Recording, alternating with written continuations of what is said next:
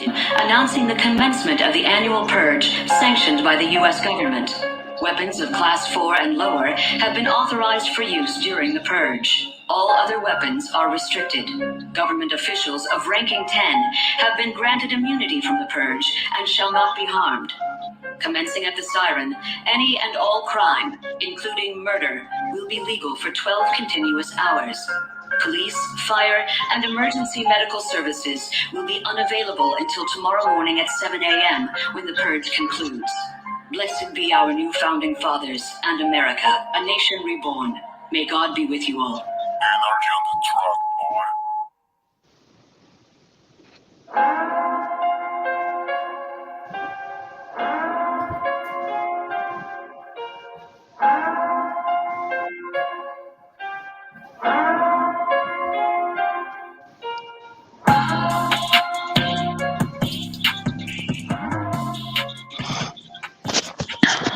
Good evening, ladies and gentlemen. This is Grizzly from coast to coast and around the world with Ginette. Ginette, how are you doing today? I'm great. How about you? Not too bad. I understand we have a guest tonight.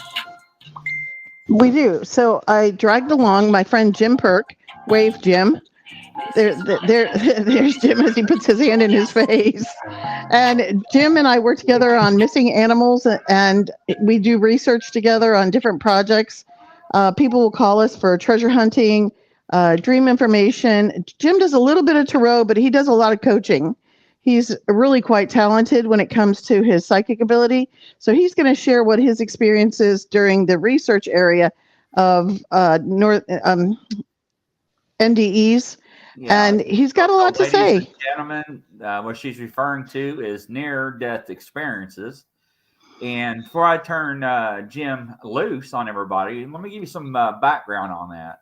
So near-death experiences are triggered during a singular life-threatening episodes when the body is injured by a heart attack, shock, blunt trauma, maybe an explosion or a fall. Well, to me, it's any time that your body actually expires and they revive you back. Isn't that pretty much it, Mr. Jim?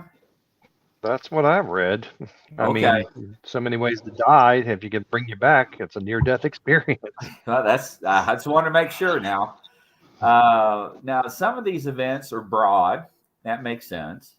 But becoming pain-free and seeing a bright light at the end of a tunnel, or detaching from one's body, floating above, and even flying off in space. Now, I heard about these encounters. Why don't you tell us about those? So, Jim, why don't you start with some of your research? Well, first study was Dan Brinkley, and he's had several near-death experiences. His first one was when he was hit by a bolt of lightning through his telephone. And he said it pushed him into the air for like a minute. That's how hard he got hit. It melted the nails in his boots to the floor. And he came back with a lot of information. He said that when you die, you have a near. He had a life review, and he said it's not just seeing your life from your point of view; it's from everybody's point of view that's involved. And he said, if I ain't the kind of guy that went to hell, nobody's going to hell. Because he says I was a crazy redneck in Vietnam that told to kill somebody in the village, and I just blew up the village, and I didn't think twice about it. Yeah, but when he had a near death, I went to a book signing, and he was really funny. If you ever get a chance, go. He goes, you know how many times I punched myself in the face? It's just you get everybody's perspective, and that's how he grew spiritually. After that, he took 2 years to recover from that lightning bolt strike, and he started working with hospice people, helping them cross over, helping them deal with dying, and letting them know it's not that bad. There's something there. And he goes, his life review was not as pleasant because he was a very negative person. But he said there's one thing that stuck out. He saw a little goat trapped in a fence, and the owner was whipping it. So he got up God went over there, punched the guy out, and freed the goat. And he goes, the love and appreciation that radiated from that goat went through the entire universe, and he never forgot that. Wow. And he goes, we are very powerful spiritual beings, and this was a confirmation of that. Was the goat scenario, was that in his near death, or it happened here on Earth? Well, both. He freed it was before he died. He had a near-death experience, but when that life review came, the expression of love and appreciation that came from that little animal went through the universe. He said he felt that. Impressive. But I know it's gonna be off topic right now, but I'd like to talk about, number one, if we could, how people come back changed from these experiences. Yeah, because we're going to touch on that anyway. So get us started. Well, I've seen women. A woman, she had a plane crash. She was burnt very badly, and she had a near death. And she gets a hold of electronic devices, and she drains the battery.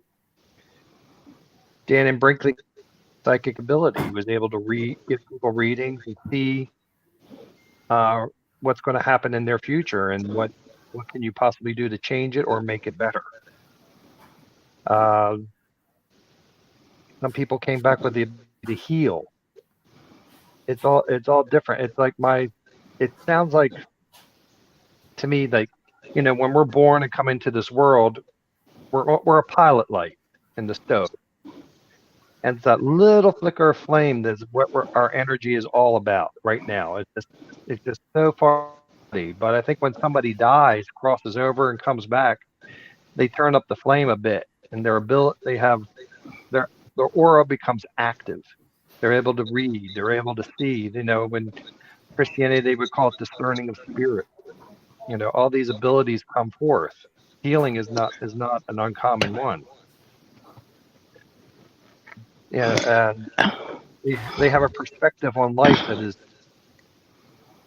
It's like, I guess, like astronauts say, you realize when you see the Earth from the orbit, you become a citizen of the world. I think this is the same situation. You become a citizen of the world when you have a near-death experience. I think so too. I had 4, and each one was different, and each one on the delivery was different. And my third one was very emphatic about, I didn't see myself fly over my body. The fourth one I did. But I think what's interesting is everybody has a different near death. Some people have very similar near deaths. When I was operated on the table and I died, I floated above my body and I looked down and I had tears, and I could hear the nurse saying, "Why does she have tears?" and then I was flatlining, which I thought was really interesting. But some people do go through the tunnel. Some people go right into the clouds. Some people go right into outer space. Some people deal with God or Jesus. A friend of mine, shout out to Heidi Hollis, she's had several near deaths because of her seizures. And she would meet up with Jesus regularly every time she had her seizures and when she had her near deaths. And I think that's interesting that you're catapulted into meeting a person, meeting a group. It's almost like a new door opens. I don't want to call it a portal because a lot of people say, oh, you go to a house that's haunted and the portal's right here. Okay, well, there should be portals all over the house, just in my opinion, from what I felt, because it was the whole world, as Jim mentioned earlier. Chris, have you had anybody that maybe even a cop that has had a near-death experience? Not a near death, but an oh shit moment. But this could have turned out a little bit differently. Thank God it didn't. So no, nobody I knew has. That's good news. So Jim, bring us up more on Dan and Brinkley, because I definitely changed dramatically. Several things happened to me where I was told to do certain things, and I asked to come home. Well, Dan came back with a few inventions. One of them was something that keeps it's an electronic field that goes around the boat and it keeps barnacles off. I remember reading that. Can you hear me? Yes. Yeah, we can hear you. Did Dan and Brinkley talk anything about dimension or feeling, as you said, he went above the world and he was just feeling like the whole world was down there and he was in a different That place? I don't remember him discussing it that way. He just knows he was in a different place, Right. and he had other beings, and I remember he said he was like on his third or fourth near death experience when I saw him do his book signing, and he said when you realize who's judging you on the other side, it's you, that higher self, that total or your soul is Mm-hmm. what's judging you. Mm-hmm. And so it's like he said, each time he goes back, he crosses over, he goes, oh great, there's no way they're going to send me back, because he had a heart failure, he had a brain aneurysm, and he had pictures of himself in the morgue, and yet he still came back. They kept sending him back for Well, his work to do. I was told that it's sort of, I can only describe it as a mission. Your job here on Earth is to get these things done and contribute. And then we'd like you to do this or that or this or that. And it's almost as if you can choose, but you're also going to be extending yourself to do things you haven't done. Like you're thinking outside of the box. I mean, I've done some things I never thought I would do. I do feel like my psychic ability has enhanced. And I do feel as if when I meet people, it's not that I don't like them. Some people I just feel automatically I should stay away. Excuse me.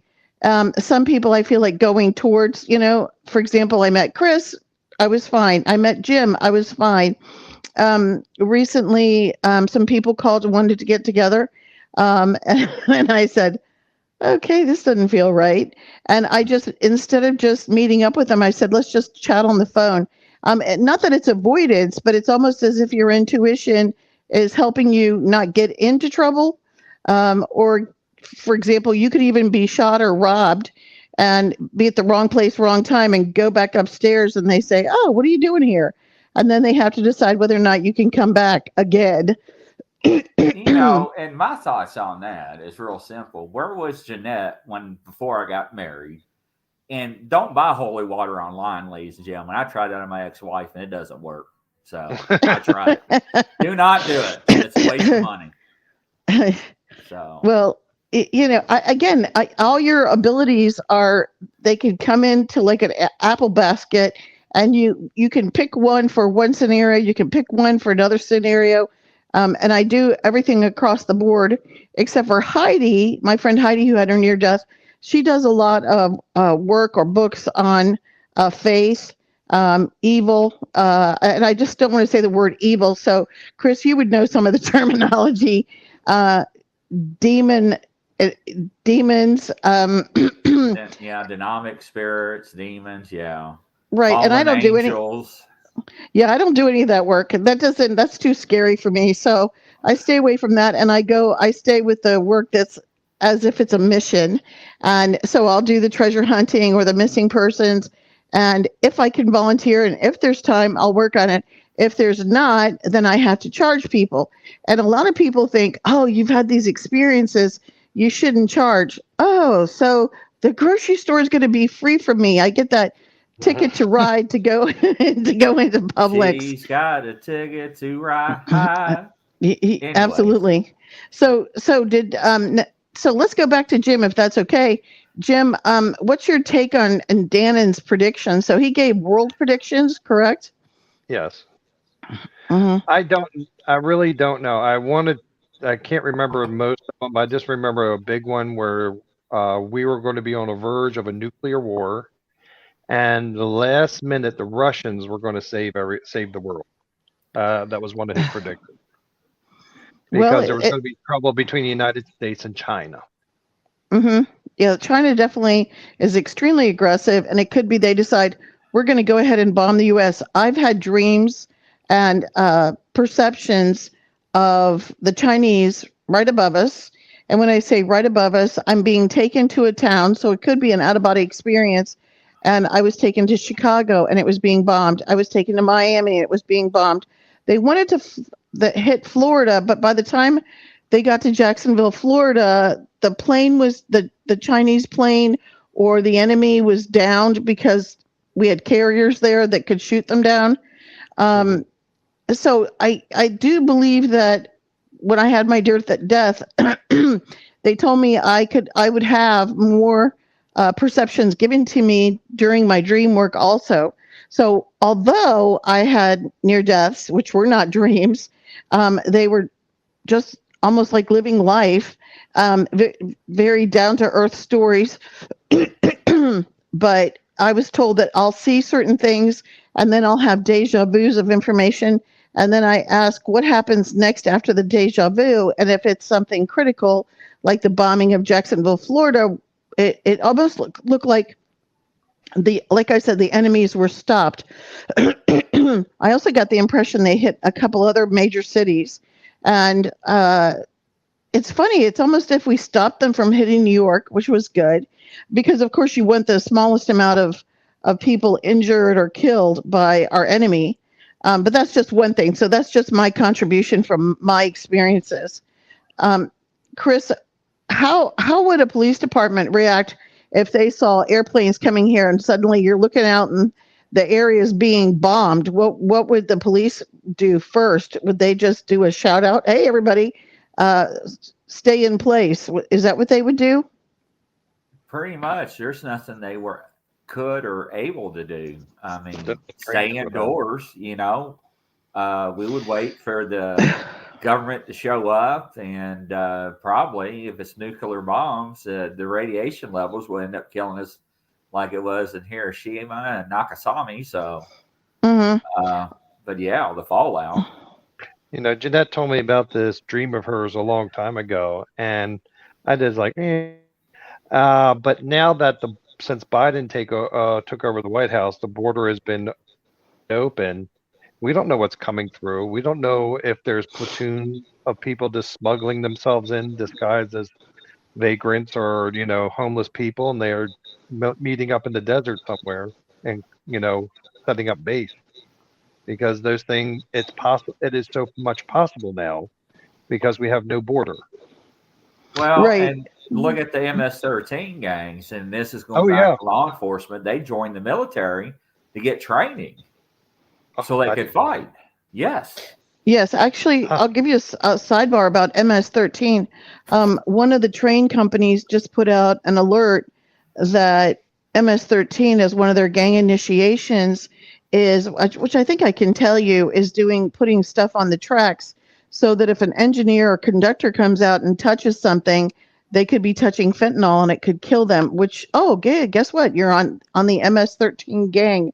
So they're trying new angles to get us. So that I just want to say to people, don't touch stuff on your car anywhere that you could touch it and it could kill you. And don't sniff it. Oh, yeah. Yeah. You'll be riding home permanently. And pretty instant, right? I've been hearing stories about dollar bills coated with fentanyl being left on the floor, people's car handles having a piece of paper or tissue stuck in there with fentanyl all over it. So, we had one of my daughters was with someone, and their car had a tag on the car, and the father cut it off, and it's according to some of the information from the police department, it's a tag saying single female could be a risk. Basically, she could be a victim. Nice. Wow. But we're going, that's a sidebar to what we're talking about. Yeah. But we have an escalation going on, and the NDEs are giving us information to help us protect ourselves. And then we have dreams that complement the information and give you excessive details to help you walk along. But the big problem I've seen in near death and also in going out of your body or having dreams is that people can't interpret the information or they interpret it incorrectly. And I've seen that. I'm sure you've seen that, Jim. Like you'll get a ring in your head when you have a dream and it'll say, oh, blah, here's the information. And then you're thinking to yourself, does it mean go in this direction, like a game of Monopoly, or does it mean to go in this direction, like the game of Monopoly? Well, I think when you're interpreting information, if you're getting it consistently and you still you're not getting the correct interpretation, like in dowsing, you have to set up a system. What's yes, what's no, what means danger, what means inconclusive, you know. And I think with dream work, you're going to have to set up the same thing. You're going to have to, set up a subconscious signal that you'll see and recognize consciously in your dream. Like some people say, a red ball bouncing through, and that means, okay, I'm having a lucid dream. The information's coming. I have to pay attention. Hmm. Yeah, there are all sorts of wonderful people giving their near-death experiences to different organizations. I believe one is, I think it's called IATIS, International for the Studies of Dreams. The other one is like International Studies for NDEs. They're all different, but you could certainly, folks, do some research and find some good organizations if you're curious to follow them on LinkedIn or Facebook. One of my favorite sites is Ned Matina, and it's Ned, N-E-D, and his name is Matinna, and he has people write in their story or they write in their difficulty dealing with their near death. Some people are still, they don't come back perfect. Some come back where they've lost a limb or they've come into depression, or they were in a car wreck and they were the only survivor. And they get that survivor guilt. Chris, I know you could probably comment on survivor guilt. I mean, you're around cops and what people experience when they're in a wreck or very bad experience. Yeah, absolutely. It's really horrifying, especially if nobody's ever experienced anything like that. The shock, the aftermath, and especially them coming down off the adrenaline with the shock. One thing I like to use is Scientific America, and I put our Gmail up. And anybody out there listening right now, if you had a near-death experience, we'd like to hear from you. It says here about 1 in 10 patients with cardiac arrest in a hospital, and we're talking about a hospital setting, undergo such an episode. But it also says thousands of survivors of these harrowing touch and go situations tell of leaving their damaged bodies behind, encountering a realm beyond everyday existence, unconstrained by the usual boundaries of space and time. These powerful mystical experiences can lead to permanent transformations of their lives. And that's where, Jim, you were talking about. I mean, I can't imagine dying and coming back, and now I have vivid dreams that it's telling me the future, or I can start seeing ghosts or hearing people talk to me. I mean, that would be a real shocker to me. Oh yeah, I think so too. Jim, does Dan and Brinkley, does he see ghosts, or did he was he open enough to discuss that kind of thing? He only talked about spirits when he was during the death process. He said that each consecutive time he died, a bunch of spirits came with him because they were lost on the earth plane. They were still hanging around, like Patrick Swayze was. And when he was dying, I guess it was like a flare. And he goes, I took a bunch crossed over. So he goes, yeah, so, when you die, you be going with a lot of company. That's just normal. Yeah, very fascinating. When I had one of my near deaths, I had to get in line. So when I got there, it was like being in a cloud. There was no floor, just as if I was walking on some beautiful clouds. And when I got there, some people met me, and they felt like they were angels. Some had wings, some did not have wings. They were shown in sort of a Grecian outfit, or you can say Roman outfit. I guess era 200 AD, or I guess I should say 100 AD. And they were trying to explain things to me. And then they said, we're going to have you meet some relatives. So that was really cool. But what was interesting about meeting the relatives is that I didn't recognize most of them. In fact, I probably only recognized one person. All the rest were foreign, and reincarnation was discussed. So the other people that I was meeting, I don't want to say for the first time, but for the first time in whatever time frame it was, because it didn't feel like there was time. I had a Japanese woman come to me. She said she was my grandmother from Japan. Another person came to me, said he was my grandfather from a previous life. I mean, it gave bits and pieces of different lives. And now that's extensive, but so was the near death. But again, each near death was different. How Just long as were an you dead, Ginette? on the first one, I don't know. I was drowned and I was 6. And I saw an angel and I let go. I was like, well, I'm drowning and that's the way it is. And I was falling deeper in the water, and a woman came up and pulled me up. So for I think we lost her. And I didn't say any prayers this time. not time. What was interesting is my twin sister had the same experience in the same lake at a later date. And she said that a woman with wings came to her, pushed up on her feet. When I was touched by my feet, I thought it was a snake or something. And I thought, oh, I'm drowning and I'm in this lake and I'm only going to. Yeah, Ginette, you're cutting in and out. She must be having trouble with her internet. Well, I know one thing is that, So, I can only guesstimate between 5-10 minutes max. And then she brought me all the way up. She said, it's just you're not going to be here. And all of a sudden I came up. And what was really interesting is there were lifeguards at the lake or people watching people. And everyone was indifferent to me drowning. They never noticed.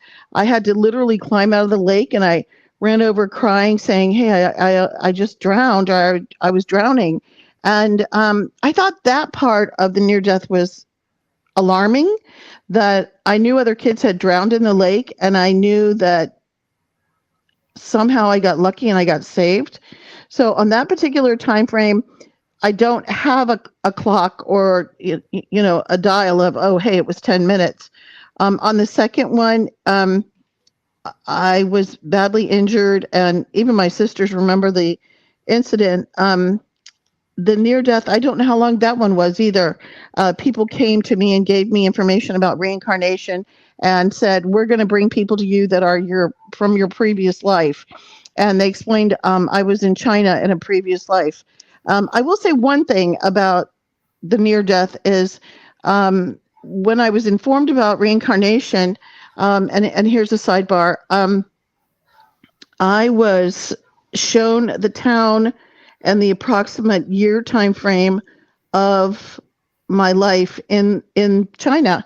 I was the kid of a missionary, and they said that, they showed me being on a wagon going up this mountain, and they were missionaries in China, and then a war broke out, and I thought it was in the 1900s. So I went on the computer and I pulled up war in China in the 1900s, and it was around 1912. So for some people who said, oh, they died in Mexico, there was a war in Mexico.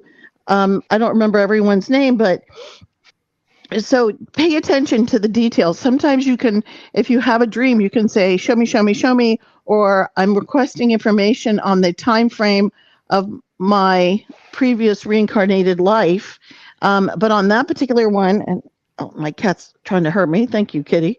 What was interesting was I went online to find out where I was in China in the 1912 era.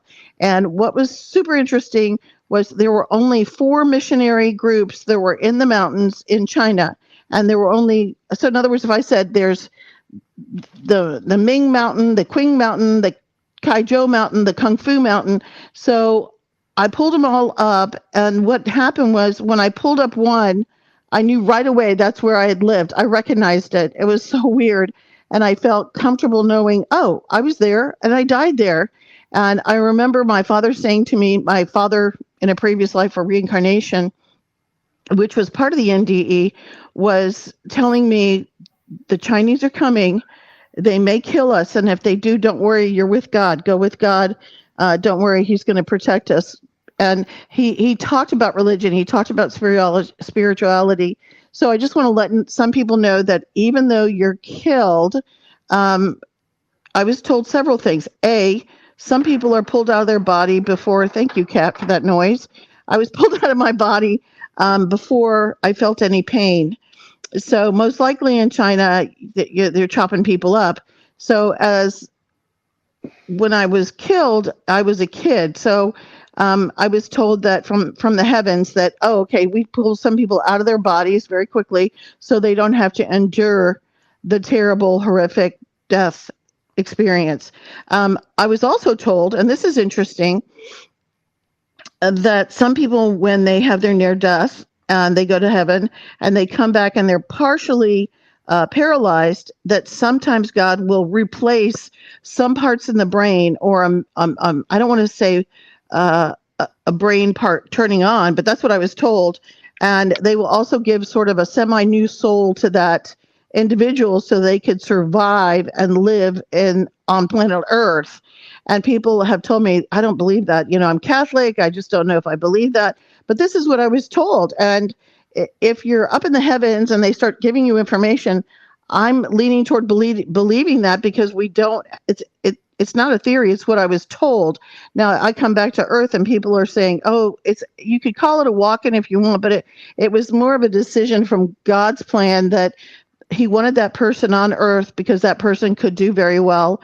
And the only way to do it was to change and alter their soul, goofy as it is. So let me ask you, Jim, did Brinkley say anything about the changing of the soul or an amendment to the soul? Because he himself, he changed. Yes, he changed. He grew because he grew from his experience, because like you said, he goes, how many times, he asked how many times you punched myself in the face, because he had that perspective from the person he assaulted. So you can imagine what blowing up a village in Vietnam was like for him. He said as he grew and contributed to society, so he started this hospice group, and he says during the 80s he was even one of the only few people that would pick up a man dying of AIDS and hug him, and they break down in tears because no one would touch them. Wow. They put on suits and things like. Well, then again, nobody knew that much about HIV there in that time. So, but he was comfortable with it. And he goes, I know I'm not going to die from this. So that's how he just had an automatic thing. What is he? Like I said, he said the most powerful thing you can do to somebody during the day is smile at them. That he goes, that's the most powerful thing there is. It's so simple, and yet nobody's smiling anymore. Well, no, you're right. And I want to add a couple things on that topic since we're on it. First off, when Ginette had her incident when she was around 6 swimming and drowning, can you imagine today in society with all the cell phones, technology, nobody's watching the children. No, they don't. Yeah, they don't. I see it, at my swimming pool where I live, and it's like, I saved 2 kids over the past 3 years from drowning. And then I'm like, hey, get your stuff and get out of the pool. You're done. And she's like, well, you have no authority. I'm like, well, you don't know who I am, do you? So let me introduce myself. Well, she ended up getting her stuff and leaving. And, it's just amazing. And certain people knew I was down at the pool at certain times, doing my therapy sessions, and they would send their kids down there. And I'm like, nope, you're not allowed in the pool unless you have an adult with you. That's it, period. I'm not your babysitter. Well, I'm going to go tell my mama. I'm going to go tell my daddy. Go home and tell your mama and daddy. Mm-hmm. Nothing's going to change. And secondly, I do believe when your time is up, it's up. They've had circumstances where again, when I went up to the heavens, I guess you could call it that, you go there, and if they want to rearrange your soul, or they want to rearrange parts of your body or your certain items, I'm not quite sure how to explain it. It is to rescue you and to send you back. And when I was there, what was interesting is they had one line for one thing, one line for meeting Jesus, one line for meeting God. And I also, because it was a line where a few of us came back, what was interesting was I was looking around to see if there was anybody else I could meet. So when I came back, I could verify or validate, hey, I met you in heaven. I know you. So unfortunately, when I was there, when I was 27, there was a man in front of me who was a doctor, and he was wearing a medical coat. And he had white hair, and I was going to tap him on the shoulder, which I didn't know if I could do. And I thought, oh, I could try to see if I'm going to recognize him down the road. So when I get home, I'll be aware of he changed also, just like I did. But going back to the sidebar of drowning and that kind of thing, we don't have that many helicopter moms. They say they're helicopter moms, but then they're paying attention to, and I hate to say this, some of them smoke their pot before they go to the pool. Some of them drink before they go to the pool. And some of them rely on the babysitter to save their kid. And in reality, some of these babysitters are 10 to 15 to 17. They're not paying attention to little ones. They're just out there having fun too. Oh gosh, Susie died. Oh my gosh, she drowned. Why? Because you're not paying attention. There's something I want to ask you, Ginette. Now, you died, your first death was at 6 years old. Right. Is that, did you have psychic abilities before or after that? I'm not sure. My father was heavily into the paranormal. I do recall him bringing home and discussing the paranormal. I don't know that it influenced my drowning at 6, but I did know quite a bit for a 6-year-old about the paranormal because of his influences. Yeah. Mm-hmm. I think when I was 7, that was the one that was influencing me dramatically because my dad was losing his father. He was dying from cancer. He died later, but what was interesting is I knew the terms of reincarnation. I knew the thoughts of reincarnation. I knew that the government was doing more and more about research and identifying reincarnation details. Back then in the 60s, I hate to say this, but which ages me, but there was even a general who wanted to have us become invisible and show up at another, like go into a dimension and then come out of a dimension.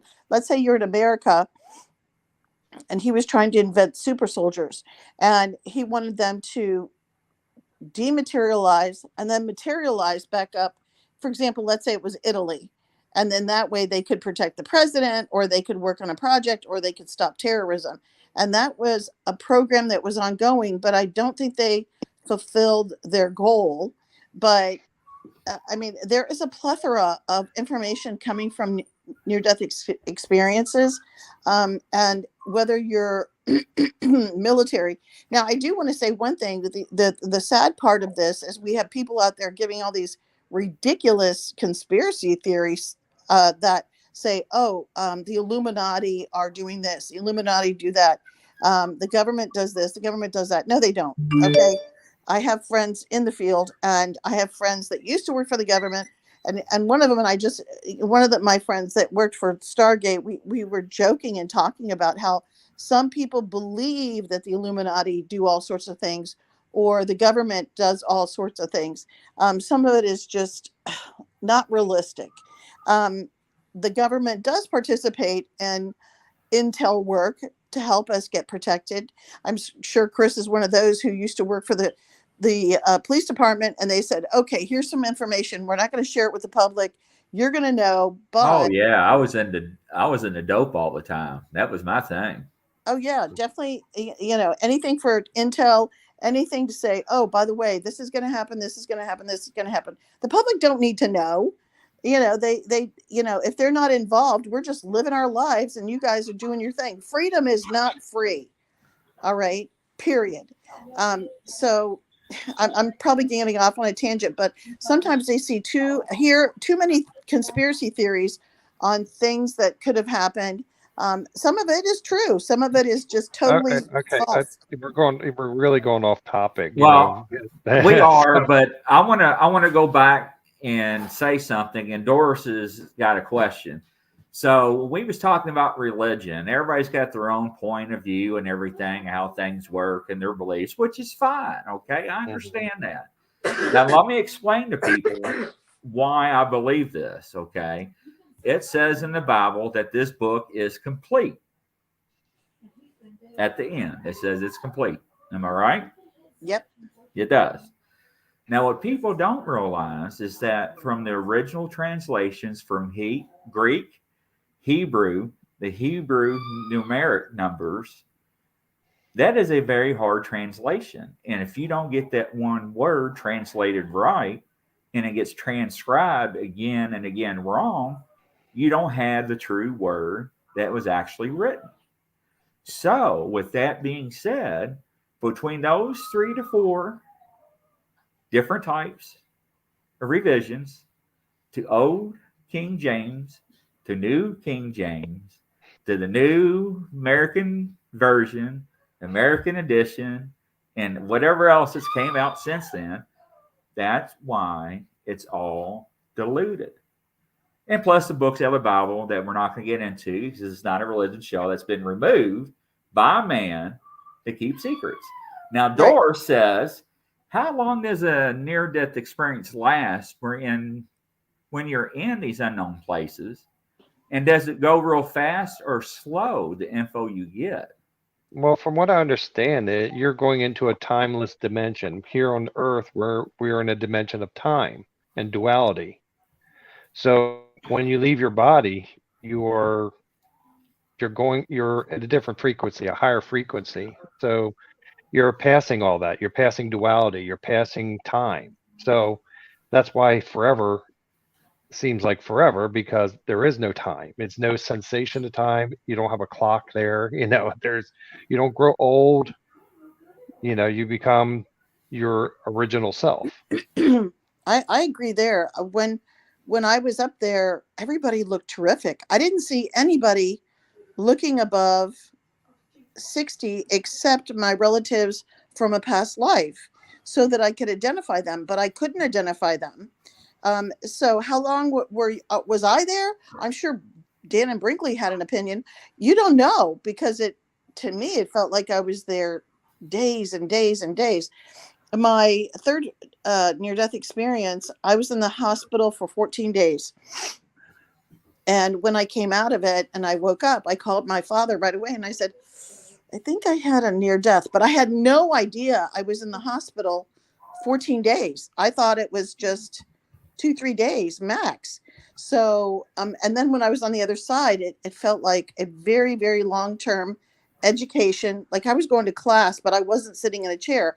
They were informing me of lots of things, from predictions to people to rules, why are you walking up and meeting an angel right away with wings? Some have wings, some don't have wings. And I even asked, this going off on timing, but this is important.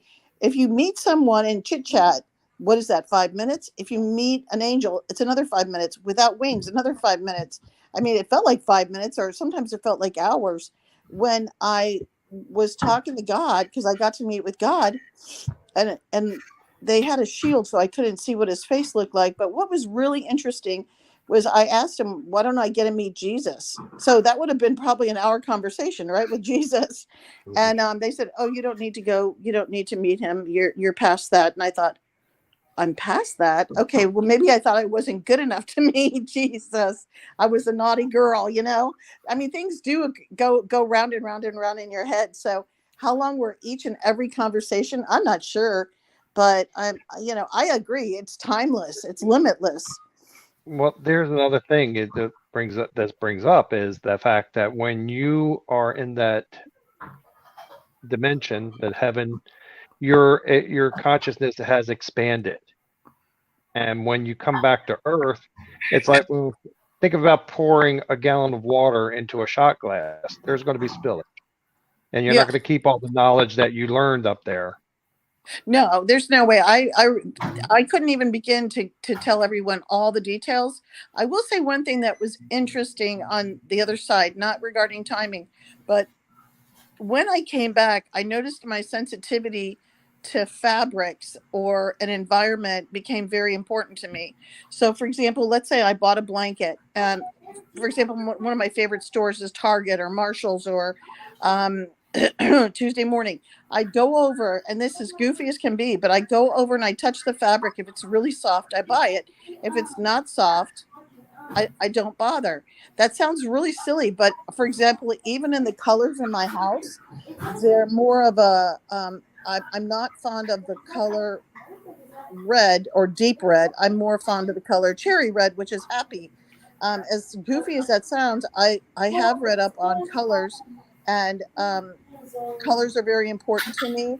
And other people I met with near death, same thing. Um, colors, for some reason, colors are just critical. So she's asking about timing, and then the touch syndrome, which is another sense, is very important. So, um, I stick with what works for me. That's why I brought up Target, because the fabric is so soft, and the colors. I know that's all goofy. It's not timing, but it's another element of the near death. All right. So Well, okay. let me ask you all this: since you all have a lot of knowledge and sounds like some experience in it, why is it when people have near-death experience, they gain capabilities to become psychics or knowledge or special capabilities to learn things that other people are not? Well, I think you got to Go think of ahead, it in Jim. those terms of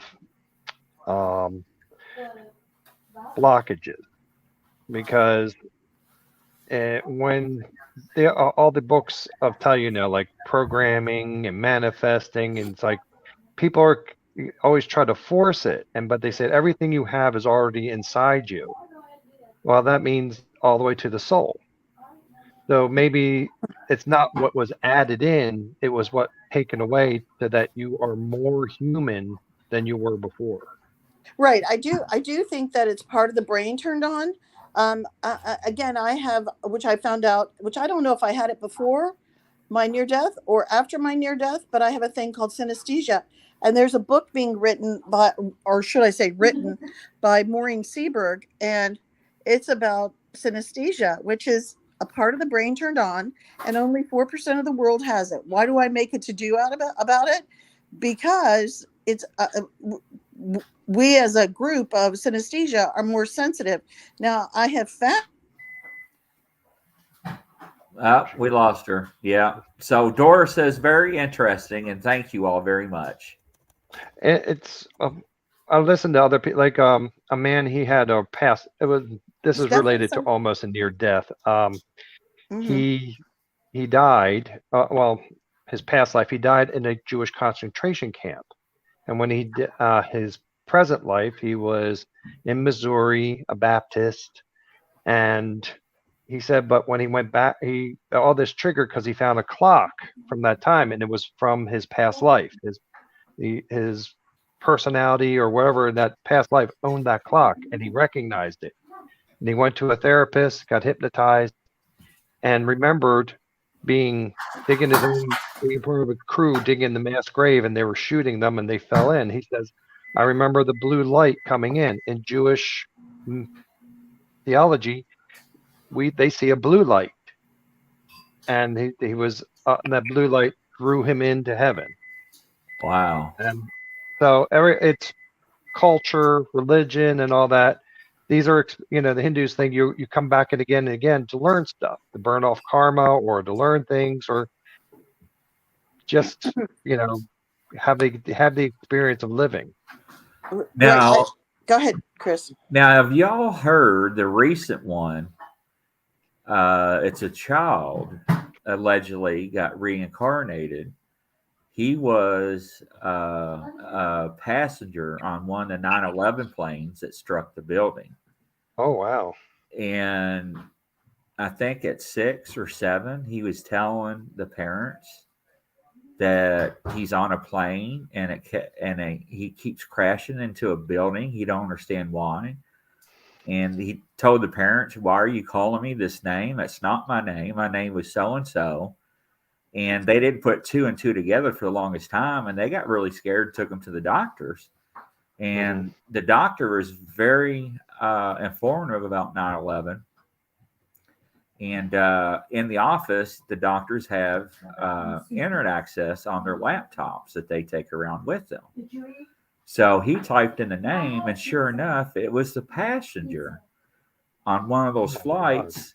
And he asked the child, he's like, "What was the numbers on the airplane?" The child was like, "Blah, blah, blah, blah. Why?" And the doctor just sat back, and he was like, "There's no way." And the child was like, "Doctor, I'm telling you, just like a human being or an adult, I was on that plane and we all died. We saw it happening." I mean, how can you explain that? I mean, was he given another chance? Yeah, there is a show called The Ghost Inside My Child, and that's a great one to look up because it'll show you different reincarnation. And so I guess you die, and you're reincarnated. A lot of people don't believe in that. I would probably say only 50% statistically believe in reincarnation, and they were shoved back into a brand new baby or body.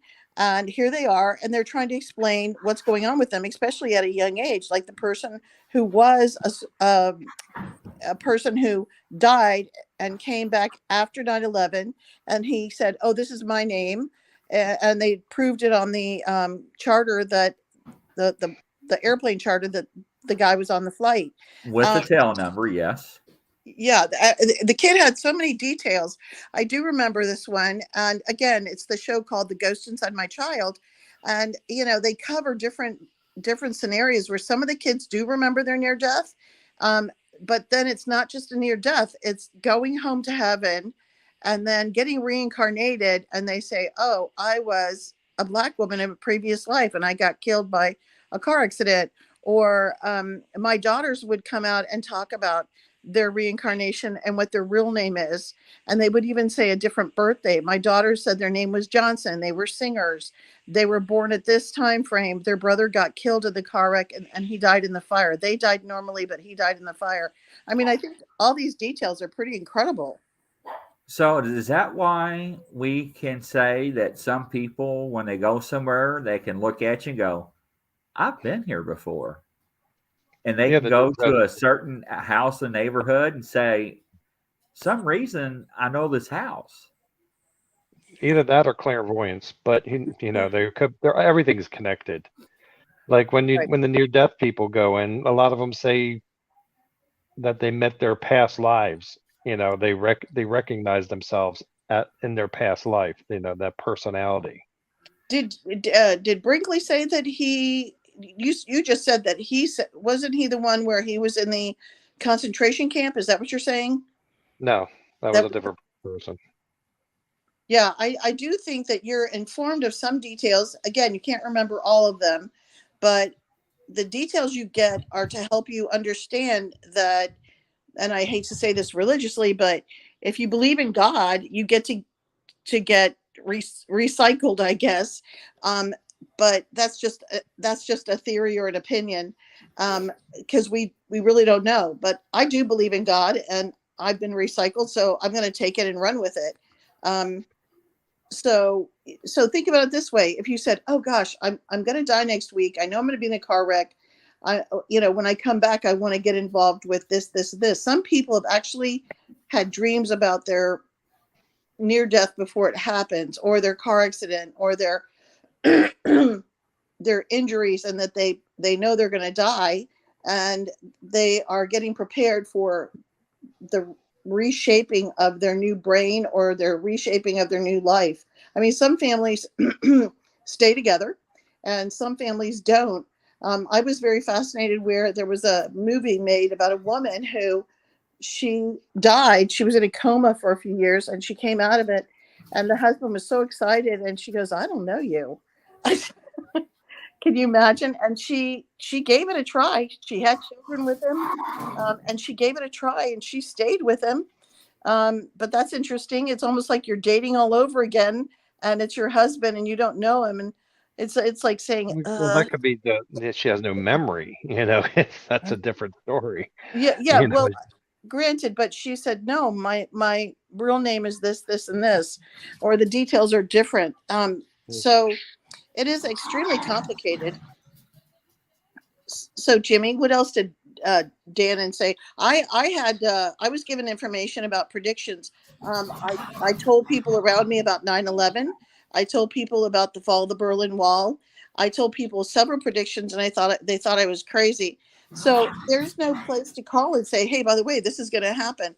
I was told a very large earthquake was going to damage California, and when it happens, it's going to be in the San Francisco area. Now I've noticed lately, just a common, prediction. A lot of people have said California is going to have problems. They've been having more and more earthquakes lately, more closer. The deeper the earthquake, I believe, the less of a problem. The more it's closer to the the floor of the earth, not the floor not the circle, but closer. Like if it's a 10-foot earthquake, that causes more damages. So I know Dannon gave lots of predictions based on the other side coming and telling him information. I had information given to me. We were going to have problems with Mexico, and here we are years later. I mean, that was like 20 years ago. I gave that information from one of my near deaths. Didn't Dannon talk about a problem with Mexico? I don't recall. I mean, he did his talk and his books were more about spiritual development, and he, like I said, he came back with abilities, reading people, and I guess we do so. Like I said, discerning of spirits, telling when the spirits are around, talking to the dead, and he came back, like I said, with a few inventions, and one of them was, and he was told they gave him a project to set up a healing center for veterans, and it was like a 5-stage process. You go in with hypnosis, meditation. There's a few other things, but one of the things, biofeedback, and his invention. And this was presented with him and Raymond Moody in the 80s were on Joan Rivers' show. And Raymond Moody did things with something called a psychomantium. It was a dark room with just a mirror, very dim light, and you could see the other side. They called it a necromantium in ancient Greece. And Dannon invented a table or a chair or something. It looked like a chair, and they showed Joan Rivers on it. And she was in this very comfortable position, almost like in a spaceship, like you would see in a spaceship, so the astronauts sit in. And she had an out-of-body experience from that. And Dannon got that from his near-death experience. And these things were to help people learn that they are more than just their body. They're more than just the sum of their parts. It's right. It's much, much bigger. Mm-hmm. And I think it's the whole point is to have that realization. People talk about the healer, John of God, and one gentleman, Oprah sent a gentleman down there, and he was a doctor. And he said while he was walking around, he was a disbeliever, but underneath his chest, a little opening opened up, and he was bleeding. And she asked him, what do you think that meant? And he goes, my heart opened. And I realized that we are more than just working with the physical body.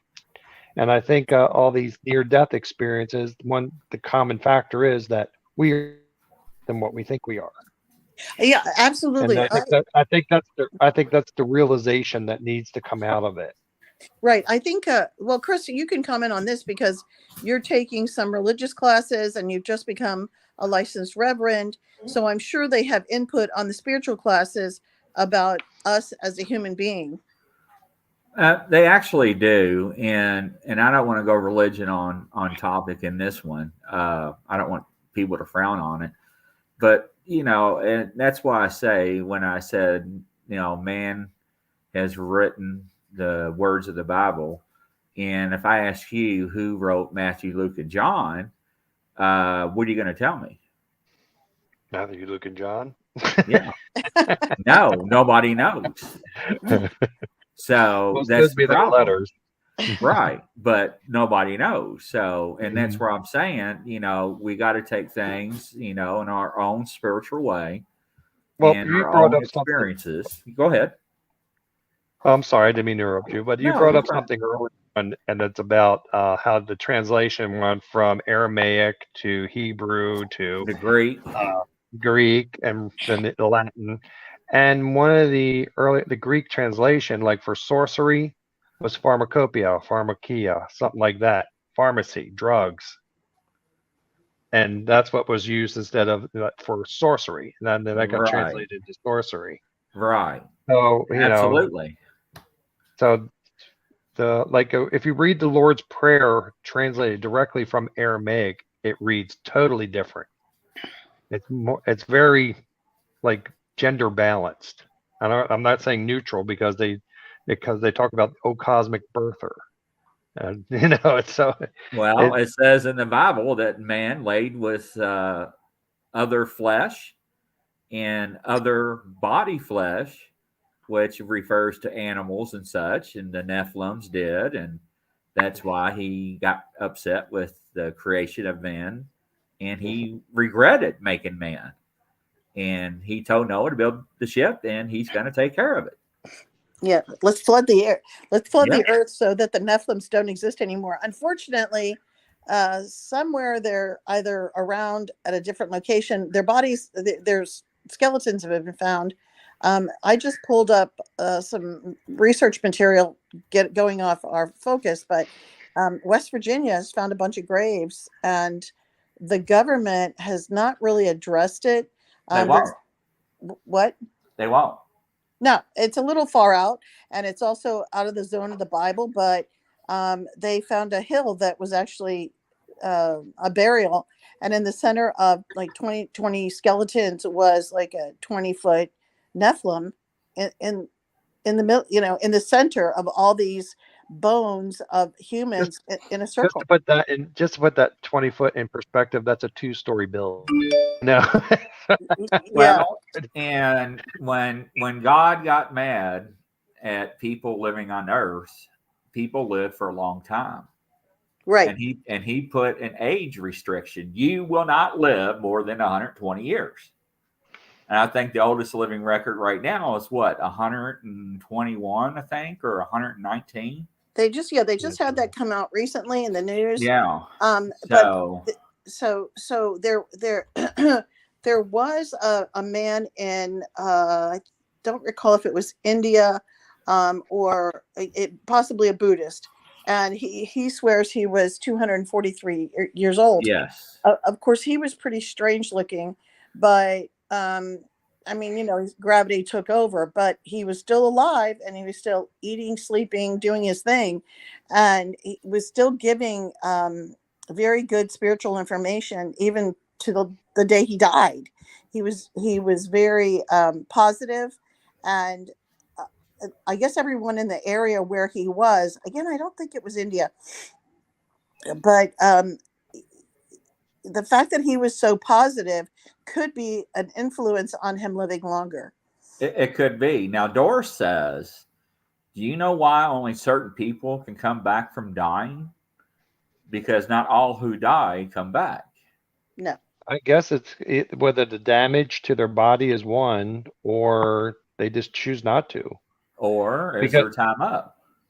Right. well, Well, that's what I'm saying. They choose not to. I mean, it's like some people say every death is a suicide because you choose that.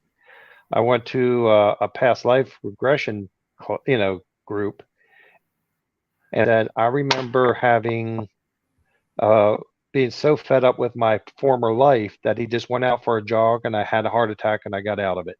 That's how he put it. He made the decision to die. did he come You back? know, no, I'm just saying that's as a past life. Oh, in a It's past Wow. life. I misunderstood. so Wow. why some people come back is because they really, really want to. They Right. have the choice. Right. I mean, I'll just say a tidbit here. On my fourth near death, my death was it was pretty much almost murder. The anesthesiologist and the doctor were stealing the anesthesia. And so while I was on the operating table, suddenly I was out of anesthesia and I was feeling the surgery, and I had a 21-pound tumor. And so I flatlined because my body couldn't take all the pain they were giving me, and I floated above my body. And then the next thing I know, I turn around because I hear this screaming, and it turned out to be an angel coming in from the heavens or outer space, and she was talking a foreign language. It was really weird, but I remember her voice was it was a very unique high pitched voice, and the heavens opened up almost as if There she And she goes again. goes again. And this is very unusual, Jim. Usually it's not like this with her. Well, remember I told you that one lady who had a near-death experience in her plane crash, she would drain batteries, electronics would mess up. Jeanette's phone is always drained. Every time I got to plug my phone in is a common thing with Oh, her. she tells me that all the time. A Yeah. Facebook user just said, I was warned before a surgery by a message in my mind I would die, but I would be sent back because I had work to do. And the next day, I died during my surgery and was brought back. When that happened, I told my family the day before what the message was said, and I had received that they were amazed it had happened. Now that she's got booted out, she'll be back. Now that's Yeah. amazing. That is really amazing. And now because we're talking about the angelic experiences when it comes to near death. And unfortunately, from my studies from the scientific journals and scientific methods and publishes and publications, that there also are some negative experiences. I've heard of one man said he went to hell, and all he could do was, sing, Jesus loves me so because the Bible tells me so. That's anything he could remember, and it scared the demons away. And when he Yeah. came back, he had that. He became a minister, and because it profoundly changed him. Like Dan and Brinkley, he was not a very pleasant person. He called himself that redneck, because Right. if I walked into a room and somebody looked at me just funny, I would just go up and knock him out. But his whole persona changed. Well, Uh, and if you I'll ever get tell a you, chance, go ahead. I'm sorry. no, if you ever get a chance, I mean, Raymond Moody right now, his books are more on life after life, but his organization is still going strong. He's elderly now, and I don't think he does a lot of talking outside anymore. Dan and Brinkley, he's on Facebook, and he's just again, he's hilarious how he describes it. He goes, "What do you do after you have a near-death experience?" He goes, "You got to write a book." And he goes, "You want to know why?" I was like, "Sure." He goes, "Because I got to pay medical bills. You can't get insurance after you have a near-death experience. Well, What's your medical history? Dead. You're not going to get insurance." well, since you said that, and I want to bring up your all's abilities as psychics and mediums and so forth. I have actually interviewed, I don't know how many psychics and mediums that are actually true, real, and correct. I've never came across any fake ones yet because I really try to screen them out much as possible. But I'm not saying it never will happen.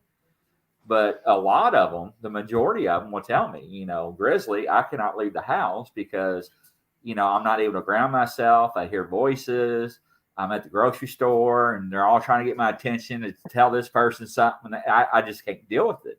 And now they have depression and, they stay at home. They're Again, hermit crabs. that's more about having healthy boundaries. You got to know when to tell somebody to F off. I mean, and you got to be that way. Yeah, I was a massage therapist for 15 years, and everybody was always, can you just give me a free one or just rub my shoulders for 15 minutes? No. That's how I make my living. Yeah, No. no, this is how you compensate me. I will add to that, Grizzly. I still say that people that say they can't leave the house, you can leave the house. You can do a quick prayer or meditation to walk out of your house and you don't get bothered. And if somebody makes you feel uncomfortable at the grocery store, go to the other side of the grocery store. Stop adding on to the attention you're getting over ridiculousness. And I mean, the psychics that I know that have had near-death experiences are not that sensitive, and they're highly and not just intuitive, but some of them know all about the human body. I know one in Wisconsin or Minnesota that she she can tell you what kind of medical problems you have. She's died several times from leukemia. Very, very good psychic. I haven't met too many that have had a near death, but again, Heidi did, and I know Cece did. But the thing where you can't leave your house is just a bit too bizarre for me. I never felt that way at all, ever. I think there's some people that just dwell on, I'm so psychic, I just can't. Or I'm an empath, I can't leave the house. Or I can't go to work because I'm an empath. I had a friend who was I Muslim. just got one comment about all that. Yeah. I Yeah. mean, Well, now No, I'll say this. Do I think you can turn on or off? Yes, I think you can learn how to do that. yeah, I Right. agree with Now, that. do I think that you need to take time to learn how to ground yourself? Absolutely. Mhm. Now, to do that, I couldn't tell you because I'm not living with them and I'm not there every day. Well, Now, But if some they're people, yeah, but if you keep focusing on the negative, it's going to amplify it. right, That's just like when I preach about demons and spirits and ghost hunters entering houses and causing havoc and stirring stuff up and they don't know what they're doing. Absolutely. Well, you know yeah. what you could do is you could go to her house. Let's call her Sheila. You go to her house, you tell her to heal, and then you hit her in the head and go, heal. I'll do this. I'll do that at the same time and get it with holy water. Yeah, there you go. But I mean, certainly, if it feels that strongly about the sensitivity of the energy, she could she could be missing magnesium, or she could be having screwed up enzymes, or she could have lack of potassium, or Yeah, she's a that could be. I went to the Monroe Institute and twice in a very short period of time, and it fried my nervous system. It took a year of acupuncture and eating right to get that corrected. Oh wow. Yeah, because you're opening yourself up and all these things come through, and it was like a bolt of lightning. And my nervous system wasn't. I didn't have a proper diet, and proper diet is, you got to get the wiring working, or it's not going to be. You're going to burn it out the nervous system. Yeah, you can definitely have burnout, but when some women, No, not burnout. You're burning up your nervous system. yes, I and mean, yes, and I agree. I have a client in Florida right now where whenever her diabetes gets too screwed up, her empath work becomes way too much off the norm, and they put her into the psych ward because they said you're psychotic. When in reality, she was probably missing, like I said, potassium or insulin. magnesium, or her diabetes. The sugar was way off. She got delirium. And that's one thing I always told Ginette, when I got first into psychology, it was very rough for me to take a person, diagnose a person, prescribe them medication, monitor that person, change the medication along the way. And I kept telling my professor, I'm like, look, only thing we're doing is shoving pills down people's throats. We're not even thinking they can see people. We're not thinking they're, psychics or mediums. Mhm. We're not thinking that these children can actually see other spirits. They can see their grandparents that were never around when they were born. And they're like, yeah, and they're like, just take the class, Grizzly. I'm like, no, let's talk about this. And he just kept telling me, just take the class. Just take the class. Would you? Please, just take the class. Well, was he And also tell you to shut up? he said more than that. I'm sure he did. Yeah. Well, that was my point, is that when I was growing up, the doctors would spend 30, 40 minutes in there with you and talk to you, play around with your legs, your reflexes, take your temp, want to know what's going on in your life, what symptoms you have. And now you're in and out in less than 5.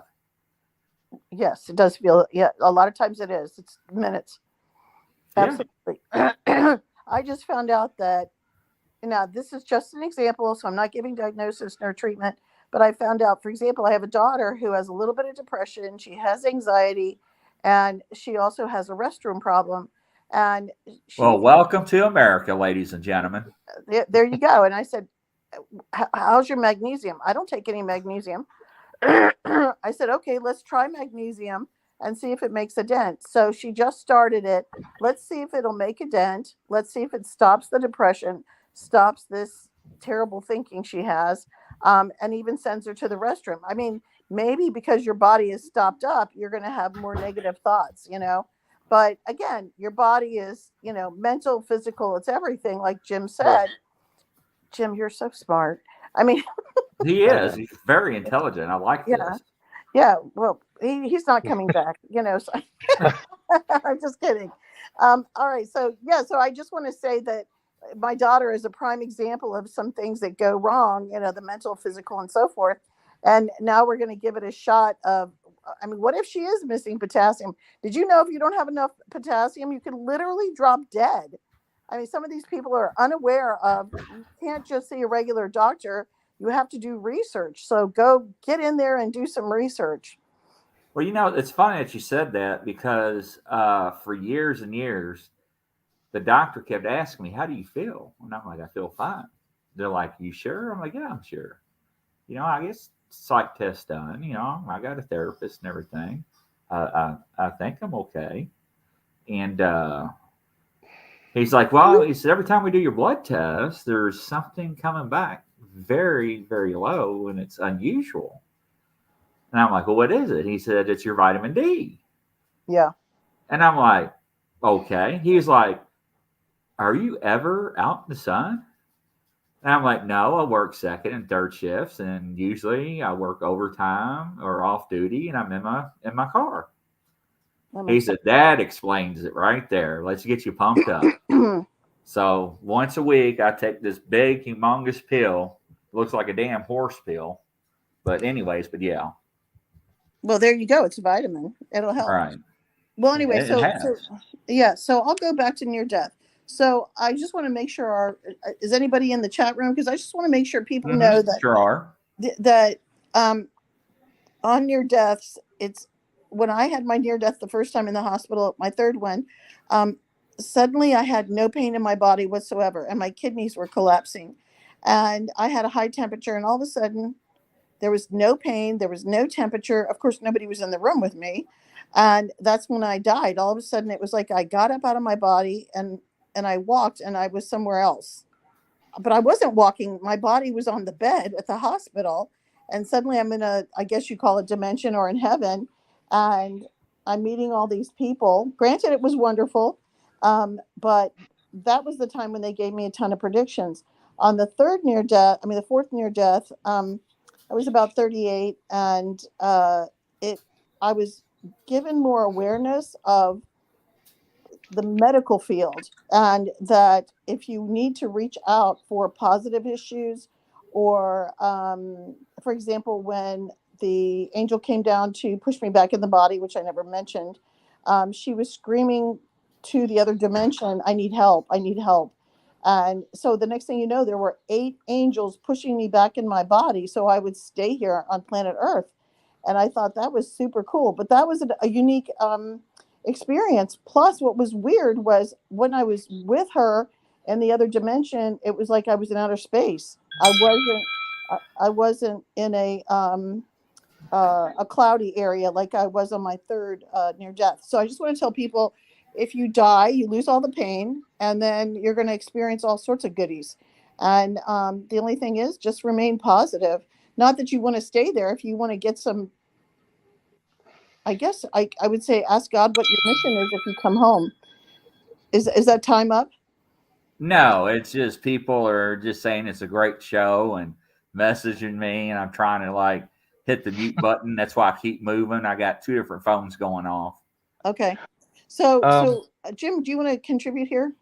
Well, I remember watching a TV show, and it was about people who had traumatic deaths and came back and near-death experience. One man was attacked at his home by a patient, and he knifed him several times. Yeah. And he said that when you're attacked like that, they had a board of people who had like really traumatic deaths from being attacked and surviving, but they still died and came back. And they said that, when someone dies traumatically like that, you don't worry about them, because after the first strike, it's like your nature developed that system of putting you in shock, and Right. then you're out, and then you're watching this happen, and then this light comes, and either somebody's going to be there. They all reported somebody being there for them. For him, it was his son, and this guy was a doctor. And his son said, "Come on, Daddy, let's go." And his son took him somewhere, and it was like they had a nice little visit and chat. And the next thing you know, he's waking up in the hospital. Was his And son was his son dead or alive? Yes, the son was dead. That's why we're Okay. going to the tunnel. Yeah, I just want to make sure we're on the same page. So yeah, I want to interject. Grizzly had a really bad accident, which not a good one. You fell 10 feet into a culvert. I'm surprised you didn't have a near death with that, because that's a pretty traumatic. It's just traumatic. I just can't imagine flying 10 feet down a hole. Well, it wasn't a hole. It was actually a drainage ditch in the subdivision, and it was dark Oh, that when makes I it was on better. call. And I had my full duty gear. I had my bulletproof vest with my trauma plates on, and the neighborhood was flat. And so I walked through the bushes, and lo and behold, there was no ground below my feet. Mm-hmm. And that's where all the neighborhood's water would come down and drain into this ditch and went underneath the road and continue on through the neighborhood, which I didn't know. Jesus, you're lucky. You didn't drown. Well, right time of year. They thought I broke my back, so I called the only officer on duty and told him, "Hey, I think I hurt myself pretty bad." He's like, "Where you at?" And I was like, "Really, I don't know. I'm on the ground right now. I can't feel my legs." And he's like, "Well, let me see if I can bring you up on the map, because all of our cars and trucks and everything had the chips in it for GPS." So I start crawling, and I made my way up to my vehicle, and I drove back to the station and everything. And he's like, "How in the world did you drive?" I'm like, "I don't know." I said, I'm laying across the front seat at this time. So I go to get out, and I fall and hit my head, and I'm laying on the gravel, and the ambulances and everything's coming, and they're getting ready to cut off on my duty gear. I'm like, "Hell no, don't cut off my duty gear or my pants. Let's take it off. Take your time." And I didn't know I had somebody's private parts in my hand, one of the paramedics. He was screaming, "Let it go, let it go." And I didn't know what he was talking about, but I was in that much pain. So when I get there, they run me through the MRI, x-rays, all this other stuff. And all the doctors come in, and they leave. And this other doctor comes in. He says, "Mr. Schlager?" And I was like, "Yes, sir." He goes, "I'm Dr. So-and-so with urology." And I'm like, "What are you doing here?" He says, "Well, the reason why I'm here is they sent me your MRIs, and we found a tumor on your kidney." I'm like, "What?" And I was like, "Okay, it's just you and me behind closed doors. It's on my right side, right?" He said, "How'd you know?" I'm just asking. And I said, "Now, you've been doing this for a very long time. Do you know if it's cancer or not?" He bows his head down, and he slowly shakes his head. "Most likely, sir, it is." I said, "How bad is it?" He says, "At this point, we do not know. It probably has already spread to other organs." And I was like, "All right now. So now I got to get my bags packed. I got to get my stuff and life in order and all this other stuff." And he goes, "Well, we like to go in and do a biopsy." And I'm like, "Are you crazy? If you're going to go in, let's go ahead and do the operation. Do what you got to do, right?" He says, "Either we're going to take part or whole, or we don't know if it's spread to your other organs." So, 2 weeks later, I was in surgery. They had to use a machine on me, 5, 6 incisions and hands, and it did not spread. They removed the top part of the kidney, and I've been cancer free now for 2.5 years. But That's wonderful. it Yeah. is, it's great. But Yep. the only thing is that the small cell carcinoma that I had, the type that I had, usually comes back into your lungs. So every 90 days, I'm trying to get back in the camera. Every 90 days, I get chest X-rays, and every 9 months, I get MRIs. But I was told when I was a child that I would become a minister or a preacher. And I was like, hey, I'm not going to do that. Everybody really thought I was going to do that. So guess what? It really happened, which it really shocked me. And it gave me a different outlook of life as well. So when I hear these near-death experiences, I'm also intrigued. Now, I never had one, but it always enlightens me and touches me because what people go through, especially by discussing other people's works, other people's experiences, it's so intriguing because we really don't know the answer. Well, can you see And, the synchronicity of the event? I mean, you had a fall, a freak accident that saved your life.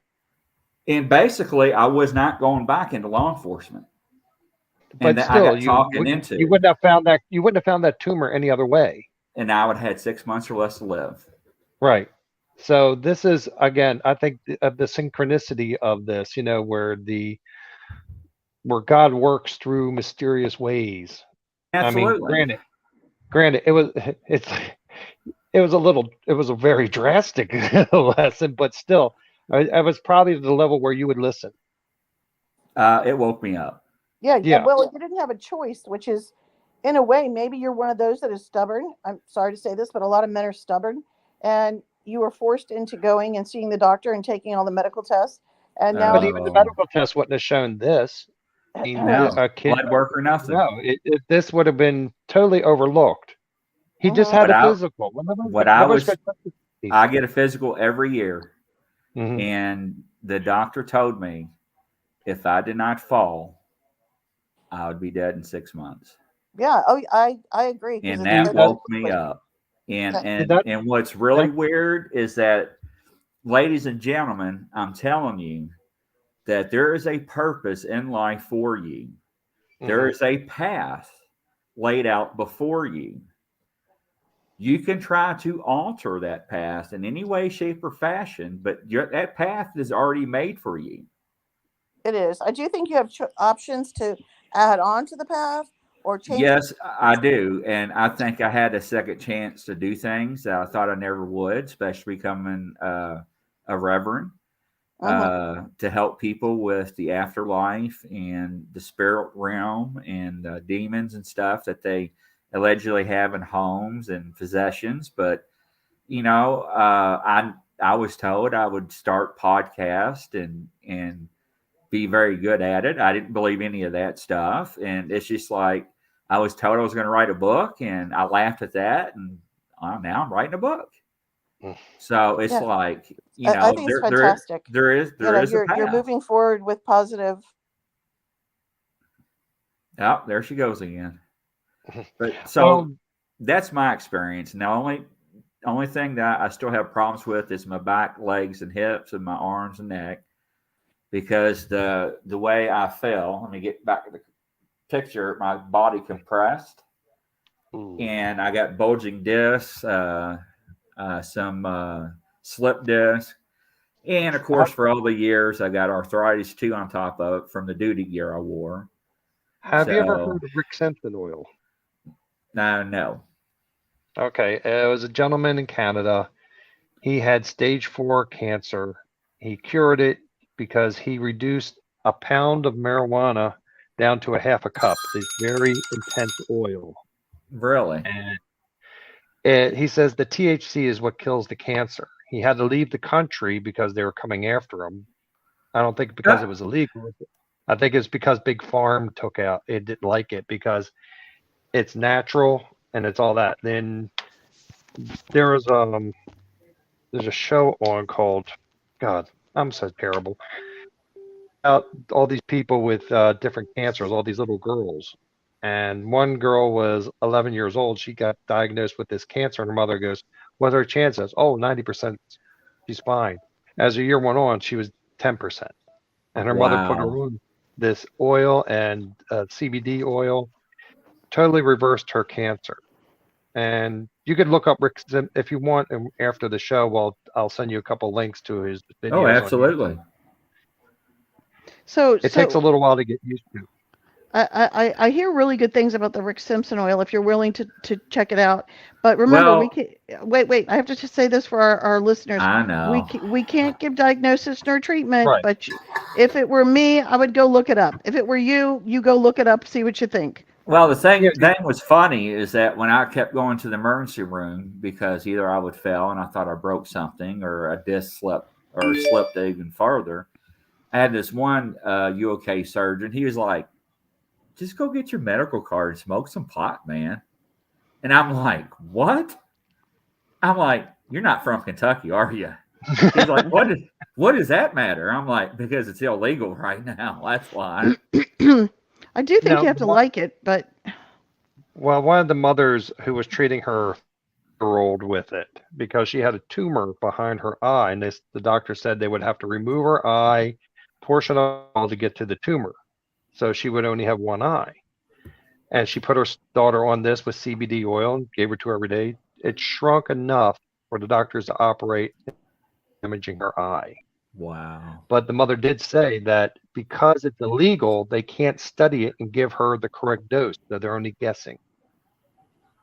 Makes sense. it's frustrating, very frustrating. But Well, Rick Simpson has a lot. He has. Look at him on YouTube, and you'll make up your own mind what's good for you. Sure, absolutely. so I'm going to push you guys to talk about near death again to wrap it up because I have a sore throat. And did anybody in the chat room have any questions? Yeah, anybody out there, ladies and gentlemen, from coast to coast around the world, we're listening. I'm watching the post board right now. It's real nice to have Jim on, Ginette. I'm very fascinating with his knowledge and everything, and I'm a great addition to the show. Absolutely. Oh, he's pretty awesome. I've always told him he's so talented psychically, and he goes, "No, I'm not. It's not a test. This is your emergency broadcast system announcing the commencement of the annual purge sanctioned by the U.S. It's cutting us off." Okay, so all I'm saying is I met Jim, and I meet some people, and I'm astounded at their ability, whether it's a psychic ability or intuition on helping people.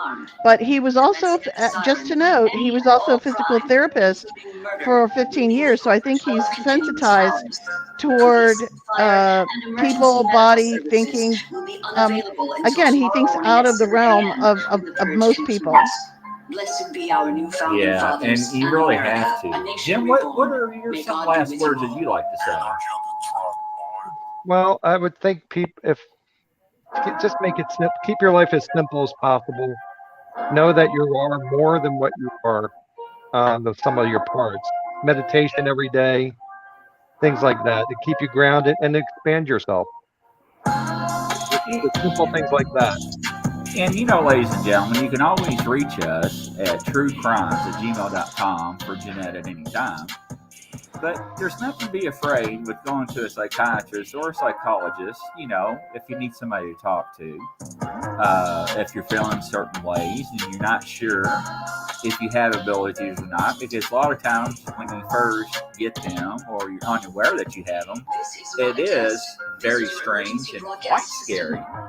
You think you are crazy. I've been told that a lot in the beginning of some of the people I interviewed. So, don't be afraid. Step outside the box. Reach out to Ginette. She's always told you before. She's more than happy to help. And ladies and gentlemen, from coast to coast and around the world, it's that time of night. We must say goodbye. And we enjoyed you, Jim. It was nice having you on the show. Thank you very much for having me. And we will definitely have you back again. Ginette, any last words? Good night, everyone. It's always famous when she says good night. Good night. All right. Take care, everybody. We'll see you next time. Okay, bye.